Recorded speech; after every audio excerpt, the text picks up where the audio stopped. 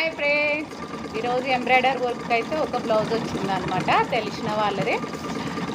Hands border పెట్టు, నేను help హ్యాండ్స్కు సారీలు వెళ్ళిన బార్డర్ పెట్టుకుంటాక కొంచెం డిజైన్ అయితే ఒక బార్డర్ పెట్టు అని అన్నారు. నెక్ డిజైను చూసానికి మాత్రం చాలా బాగుందండి. కట్ వర్క్ డిజైన్ అనమాట. వీళ్ళు నాకు మాత్రం తెలిసిన వాళ్ళే, రెగ్యులర్ కస్టమర్సే వచ్చిస్తారు.